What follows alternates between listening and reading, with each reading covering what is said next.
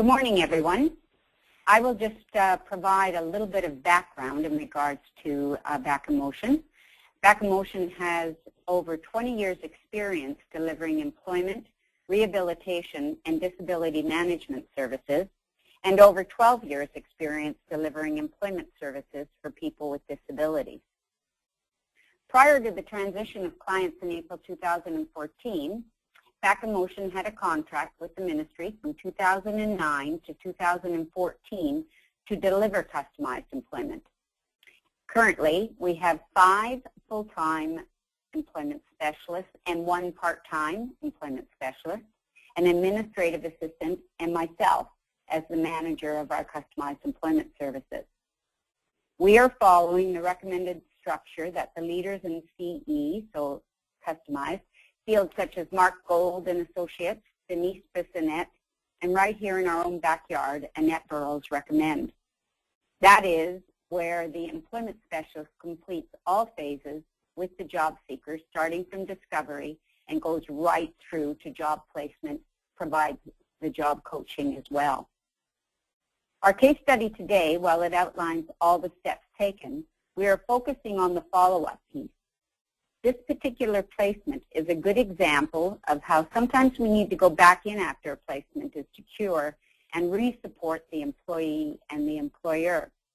This job seeker was transitioned to Work BC in March of 2014. It is my pleasure to introduce Renee Minot. She is the employment specialist responsible for this placement and this case study and will take us through the steps. Renee? Thanks, Cynthia, and thanks to the listeners. So I'll start with our case study background. I'd like to introduce you to Jen. She's presently a 23-year-old female who resides at home with her extended family who care for her primary needs. Jen has been identified by her family as someone who will most likely always live at home with the support of her family. Unless, of course, that's not available at some point, then she would most likely live in another alternative group home style setting where she can have someone to take care of her primary daily needs. Jen was diagnosed with a developmental and learning disability as well as a partial deletion of chromosome 16. What that means is it causes difficulties for her with the use of her fine motor skills. And you'll notice that her, or we noticed that her fingers were deformed in various ways. She is a gal who's extremely shy and almost nonverbal upon meeting anyone new or outside her immediate family or close friends. Jen has had limited work experience and has never obtained employment outside of a few small jobs at home and other than within her neighborhood, doing lawn mowing and dog walking. So someone might ask themselves, how would somebody assist somebody or support someone in this situation to obtain employment? We'll move on to the discovery and vocational profile. Within this, and I won't go into an in-depth explanation of what that is, as it was already very well expressed in detail, but for Jen, it included a home visit, approximately 6 discovery activities, which I'll go into in a little bit of detail what that looked like for Jen. She completed an unpaid work experience, and then I'll just lightly touch on what we included within her vocational profile and an employment planning meeting. Best practice and services that were included for Jen were observing her in familiar and unfamiliar settings at home in the community, including interviewing people who knew her best, and then we documented these specific points into the vocational profile. This contributed to the successful outcome of gaining a full picture of Jen as a whole. The services provided included observing what type and how well Jen completed daily tasks at home and gaining insights into her personal interests attending and observing her recreational activities, and looking at things such as her navigation, transportation, problem solving, social interactions, money skills, and we'll get into that a little bit more now. If we go on to the next slide of Discovery and Vocational Profile, the home visit, the employment specialist had spent time with Jen and her family in her residence, and the home visit was crucial because it helped to see her in a comfortable environment, and this will often project the capabilities that Jen will be able to reach once she gets to know us as a customized employment service and has some time to practice and job coaching support on the job.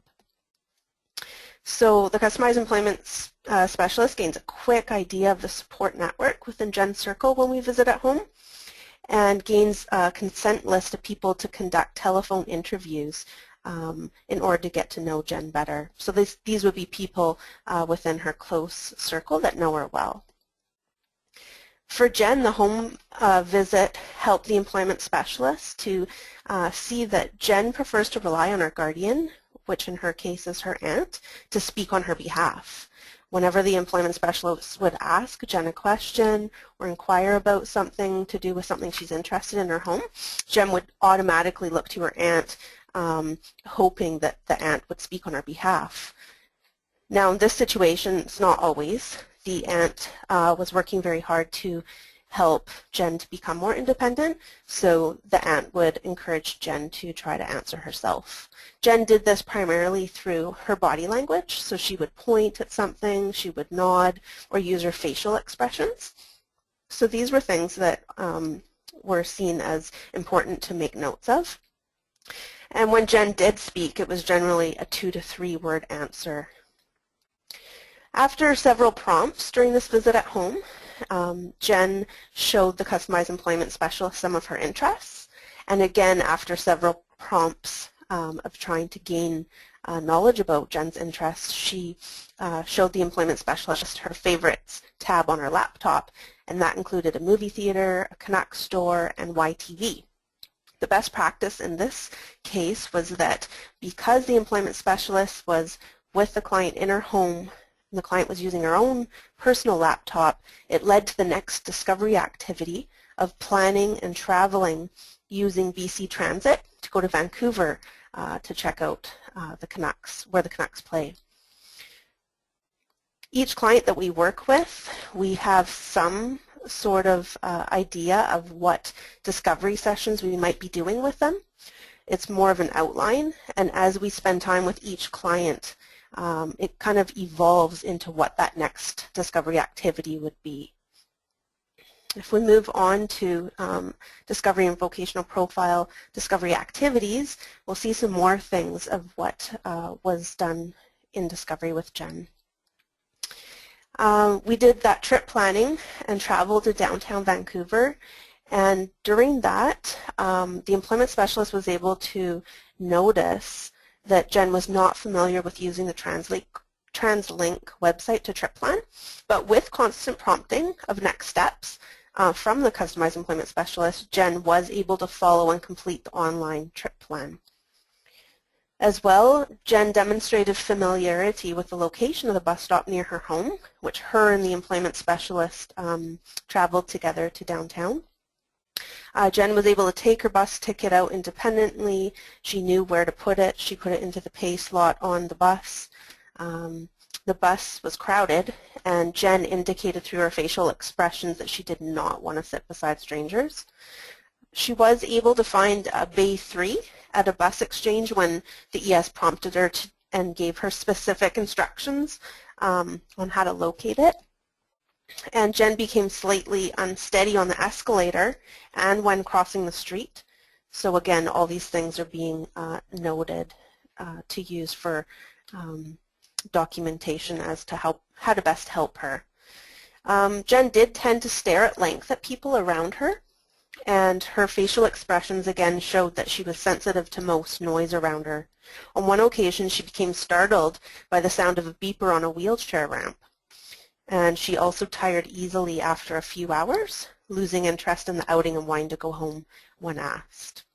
So the best practice here is that this is a very intentional outing.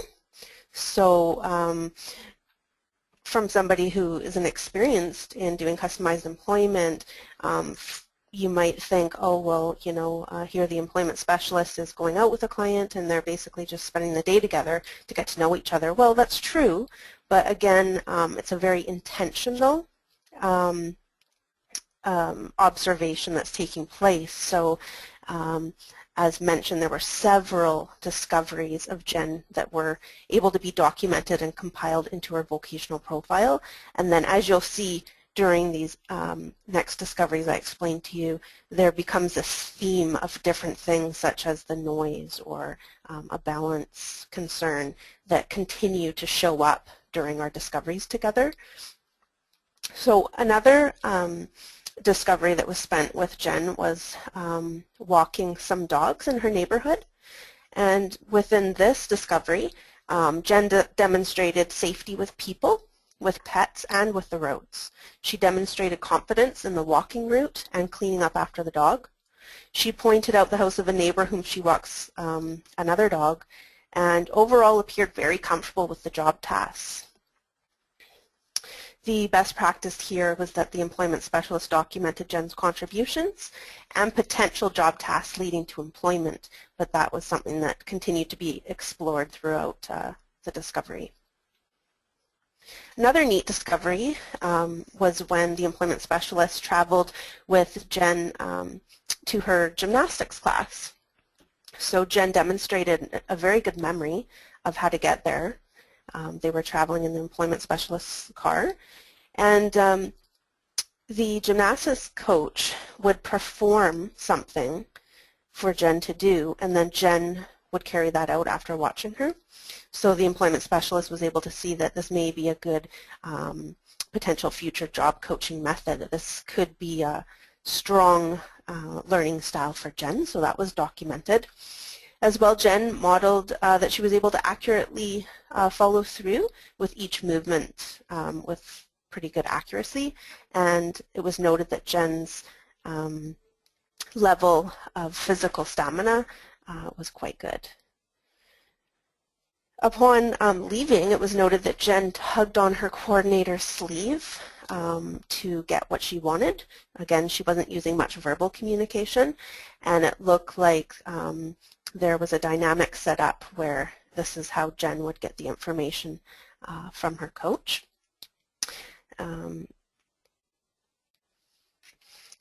So what the employment specialist in this case is documented that Jen prefers to get others to do any of the required verbal communication to get what she needs or wants.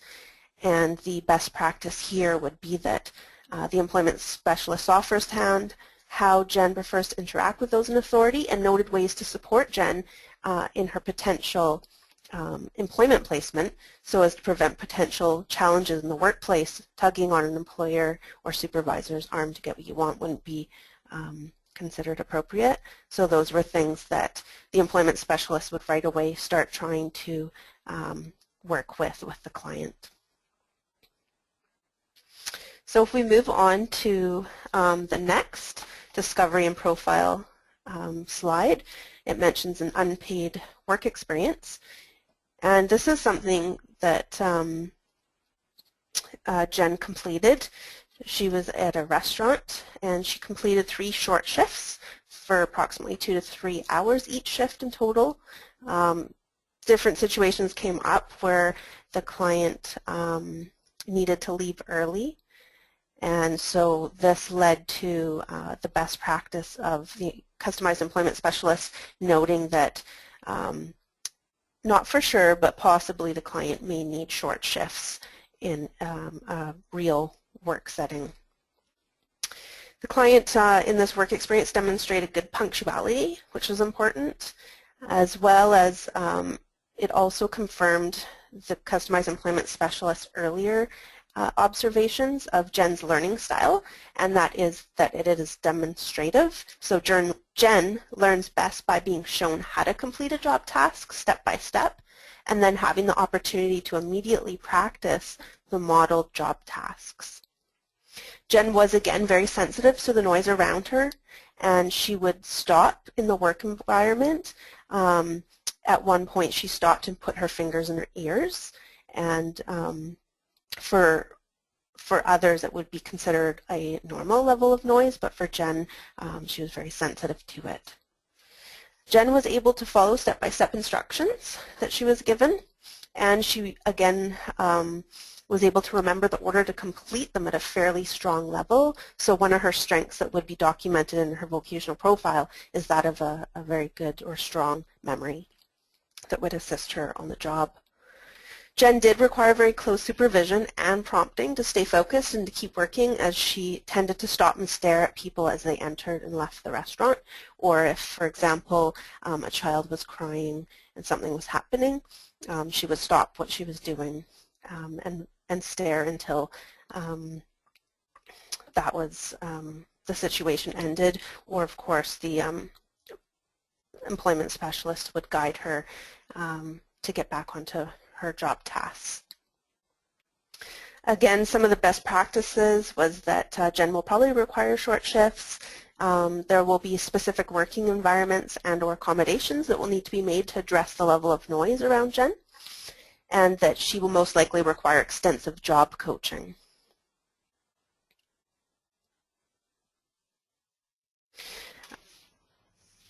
As well, the employment specialist starts to gather ways of how to best job coach. So some of the things that were noted was Jen would most likely benefit from the employment specialist actually holding their hands behind their back so as to prevent themselves from jumping in too quickly, which could create an unnecessary dependency with the client.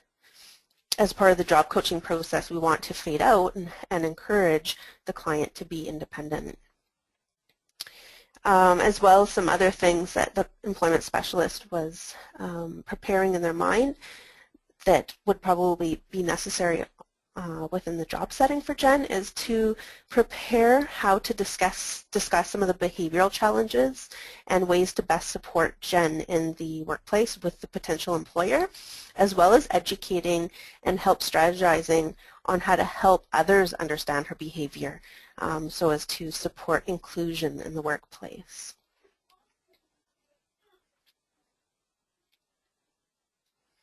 So if we move on to the next slide, Employment Development Part 1, Finding Potential Employment. The previous customized employment staff had completed a solid vocational profile because as the Jen's employment specialist, this is when I had jumped on board. So as Cynthia had mentioned, generally with our customized employment services, we work with a client right from the beginning when they enter our program or our services, sorry, and work right through to the job coaching and the follow-up.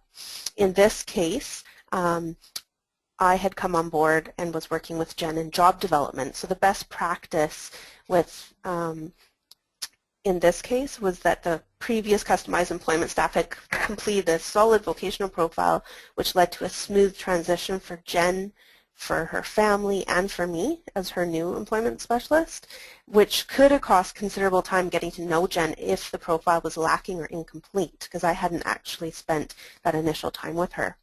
But this thorough document accomplished introducing Jen in and to me as quickly as possible, and then I was able to move forward with finding her a good job match right away. So some of the pieces of what I did in Employment Development Part 1, Finding Potential Employment, was I researched potential positions with vet clinics where Jen could perform duties such as dog walking and kennel cleaning. But what that entailed was me actually calling up and saying, what kind of positions do you have here? What are the requirements? And what's the flexibility around customizing pieces? And then what I would do is I took that information and contacted some of the employers, vet clinics, pet stores that have grooming, on Jen's behalf, using that information and doing what I would call a verbal proposal. So saying, I understand that these are some of the needs that you have, some of the positions, and I'd like to introduce you to someone who can do pieces of that, and took it from there. I also used a profile resume, so that's where we had a picture of Jen and outlining some of her strengths and skills and previous work experience. She had, through high school, she had volunteered at a pet store where she was able to do a little bit of grooming and taking care of animals.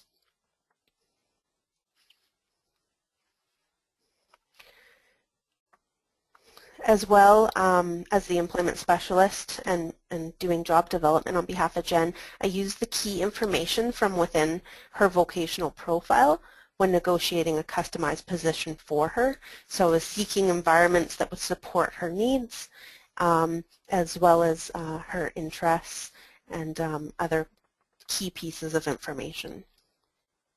Moving on to employment development part 2. This is where I had found a potential employment placement, but not jumping right in, but spending the time to make sure that this was going to be a suitable working environment for Jen. I made an appointment with the actual owner, went in there, got a tour of their business, found out, did what we call a job task analysis, so really got them to explain in detail what the steps were involved in completing the job task for the customized position that they were looking for. So included the tour, having in-depth discussion and asking key questions to make sure that the things that they were going to require of someone that they were bringing in, Jen was actually able to do that before I introduced her to them. Jen was successfully placed into a customized kennel attendant position at a dog training and boarding kennel. The position consisted of primarily cleaning the kennels and dog daycare spaces and working around animals, which was important to Jen. She was also still working with others around her, but able to do her independent job, which was something that was identified as important in her vocational profile. As well, one part that we're excited about is that the owner had said that taking into Jen's comfort and skill level, that there would be potential of working directly with the dogs. This customized position did meet the needs, interests, and skills of Jen, and having her come in to keep the kennels and surrounding area sanitized supported the current staff to focus on working directly with the dogs and providing higher levels of customer service, whereas previously each employee was responsible for doing the cleaning as well. Moving on to the next slide, you'll see Jen here, a couple of pictures of her. You'll notice in the pictures that she has earmuffs on, and so I just want to draw attention that even though sometimes we will note things like in Jen's case, she was sensitive to noise, it doesn't mean that she cannot work in an environment where it is noisy. It just might mean brainstorming or being creative on ways to work with that. So a solution-based answer or accommodation. So I don't know how many of you have visited a doggy daycare or boarding kennel, but when you have 30 dogs in one room and one dog gets barking and all the rest start, it's very loud, extremely loud.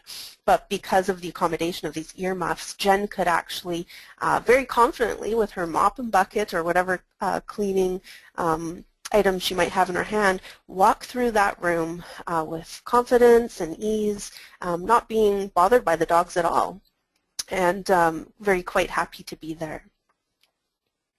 Moving on to slide 10, job coaching.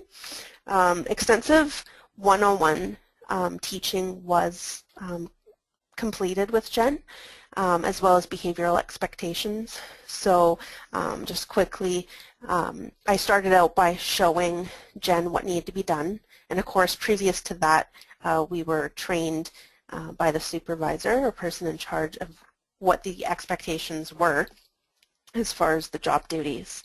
And so I had to take extensive notes on what it was and then be that person to model to Jen what needed to be done until she was able to grasp it. But what I did do and had prepared myself before she was on the job is that I would need to be very careful that she didn't develop a dependency on my cues.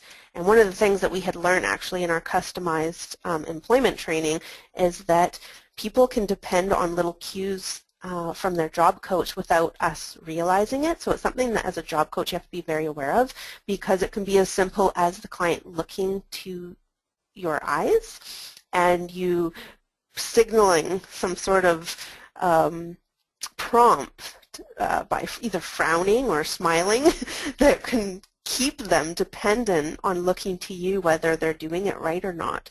So in this case with Jen, I actually had to do the, what I already mentioned, holding my hands behind my back to be, for myself to be conscious of not jumping in too quickly once she got to the point where she's now practicing the model job tasks, as well as when she would, and she did, constantly look to me and look to my face, I would actually look away to encourage her to make that decision as to what needed to be done.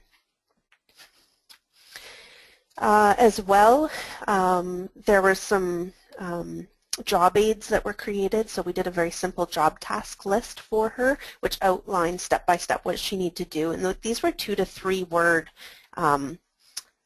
sentences, whereas their checklist that they had for the rest of the employees were like sentences or paragraphs, which was way too much information for Jen. She just needed a go-to checklist that would quickly prompt and remind her of what needed to be done next. As well, I established some inclusion strategies between the staff and Jen, including things such as this is how Jen behaves, and you might perceive her as this way, but this is actually how she feels, and here are some ways to work with her and some things to do. And so it was very specific, and it was something that was created between myself with the approval of the manager and then emailed out to all the staff. And it was this ongoing communication about, you might notice this and this is how to work. With Jen, for example, she was stopping and staring at other staff as they came in. She would stop her job duties, and so it was just encouraged for other staff to, friendly, say hi to Jen, and then friendly, to give her a friendly reminder that it's okay, you can keep working, and that seemed to work well, and Jen was able to adjust, and that became less and less of a challenge. As well, there was education and communication with the employer and staff around the wisdom behind the process. And so what that looked like is, for example, I'm the job coach and the other staff may not understand what it is we're trying to accomplish or why we're doing what we're doing. So for example, I remember one particular day when I was job coaching and starting to fade out, that an employee kind of looked at me like, wow, are you ever rude? Because here Jen had her mop bucket and her mop and then something else in the other hand, and there were several doors that she would need to open and close. And I was right, behind her, but I wasn't reaching out to open that door for her. So what I needed to do is I needed to be sensitive in a way to being aware of how other staff were perceiving what was happening.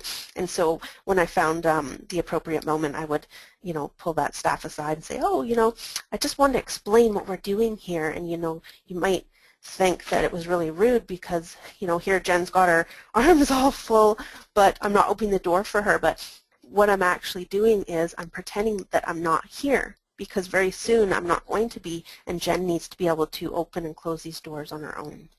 And so it just alleviated any suspicions or negative feelings towards what we were trying to accomplish. Moving on to follow-up, 1 to 36 weeks.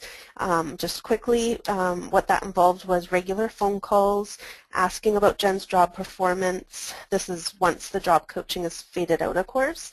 Some emails and the occasional on-site visits, and just regular communication with both Jen and the employer.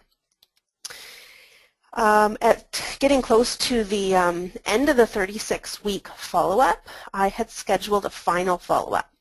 And what we wanted to do as a best practice is we wanted to present an employer recognition certificate to the employer, as they really did demonstrate excellence in working with Back in Motion customized staff to accommodate and support Jen. So what we did is I had also chatted with them about bringing a new client who was interested in working with animals, and it was decided this could be a very positive experience for all parties. Jen was able to appear and demonstrate her confidence in her position that she had been at for approximately 7 months at this time, as well as it provide a potential hope for the new client that, you know, as they work with customized employment services, that they too hopefully would be able to obtain employment. So the visit did go really well. We got a tour from Jen on some of the renovated areas, chatted with the owner, the managers. It was a great visit. So we move on to the expected final follow-up and email and outcome. And here I had sent an email just saying, you know, the visit went well and it was so great to see how good Jen was doing and how supportive you guys have been, and as long as, you know, you don't require or foresee any future support, what we'll be doing is, you know, soon we'll be closing Jen's file. Well, to the customized employment specialist's surprise, the employer reported significant change actually in Jen's job performance, and requested employment support. So upon further investigation by means of a phone call to the employer, they explained that Jen's motivation and job performance had decreased considerably. The managers were in their busiest months and were not able to provide the close supervision and daily job task evaluations that they felt Jen needed at this time. It was reported that Jen was finishing her work in approximately half the amount of time allotted and was not completing all her assigned duties, and not to the standards previously done. So it was agreed that I would come in as her customized employment specialist to check out assess the situation. So we move on to the next slide, on-site visit. Here's where I did an employer discussion to find out and ask them exactly what was going wrong and where support was required to make sure that I could address each specific concern. I observed the employee, Jen, and then it was determined intervention was required, and I was going to need to come up with some solution-based problem solving. So several things had happened that the employer wouldn't be aware of that would cause problems for Jen or cause a change in her job performance. There had been a switch in managers, and so the previous revised checklist that was made for her had been removed by the new manager, and she was given the original checklist like everyone else has. So again, she was working with paragraph explanations versus 2 to 3 word sentences, and which was something that could cause significant confusion for her. There was also a change in the level of cleanliness compared to the original expectations. When I was first on board with Jen with the initial manager, she was advised to complete a quick wipe down versus now the new manager who wanted a detailed clean. So by having me come in and assess the situation, I was able to compare and see where and why there were challenges happening. So the customized employment specialist documented the revised job tasks spoken by the manager for additional on-the-job site coaching supports, and I remained with Jen for the entire shift to observe her job performance level. And this was completed several times. And so what I was able to observe is that she was really not enjoying her job. that she had not been working directly with the animals since business increased, and there was no time to supervise and assist her, and that's why that was taken away. Jen did not have her job aid support list, as mentioned. She had new tasks, so she was forgetting to do them. And the best practice in this situation was that I had stayed and had a discussion with Jen following her shift to investigate, because sometimes there's additional things going on that are not so obvious. After conversing with her, because we had a trusted relationship, I discovered that she was distressed over the loss of a close family pet. She was experiencing pain she was not sure how to express that was affecting her job performance. And so my next steps were going to be to have a discussion and explore ways to increase the client's motivation level. So that meant re-implementing having her working directly with the dogs as an incentive to increase her level of job performance when it makes sense to the employer and they're able to do that. As well as I was able to chat with the employer and get them to agree to having her listen to music, which she really enjoys, while she completes her job tasks. And as well, we are looking at completely revising her checklist and replacing the 2 to 3 words with pictures to make it more fun for her. So moving on to the last phase here, job maintenance, 36 to 48 weeks. Again, it consisted of more emails and phone calls to receive feedback on the employee's job performance. Further discussion and negotiation, because even after more job coaching, they felt that Jen's job performance still wasn't as good as they would like it to be, and that she required more supervision. It would be a long-term, ongoing supervision. And of course, job coaching is not something that we provide without an end date. So what I was able to do is, being that objective person who's not the manager in the business, caught up with the busyness of what's happening and just trying to run a daily business, I was able to be that person outside of what was happening and say, hey, how about just, is it possible to switch Jen's shift to a less busier day where you're able to accommodate that supervision and it still makes business sense for you? And that's exactly what we did. So I met with the new manager, introduced Jen to this new manager who was very keen in supporting and helping her. He and I chatted about a star system, working with dogs, and other things to help increase her motivation level. And it was a switch with a shift change that really made a big difference, and things have been going very smoothly since then. So the outcome for the job seeker and the employee, Jen, the next slide here, the outcome is that she's been employed there for almost 1 year. In January, she'll have been there for a year. She reports job satisfaction in her hours, her job duties, and her relationships with her new fellow staff and supervisor, as well as Jen reports increased job satisfaction due to gaining valuable skills and increased duties of brushing and bathing of the dogs. She really enjoys that. And the outcome for the employer manager is they're impressed with the improved job performance, which is to their business standards, the increased productivity of other staff members, positive reports about the employee from other staff. They say, we love having Jen's help, she's great. And as well, her direct supervisor reported to me that Jen starts working right away. She completes her job tasks and seems to be enjoying working with the dogs, stating her eyes light up while helping with the dogs. And then we have a picture of Jen here with one of the dogs. Thanks for listening, and hope that you were able to get some good information about customized employment.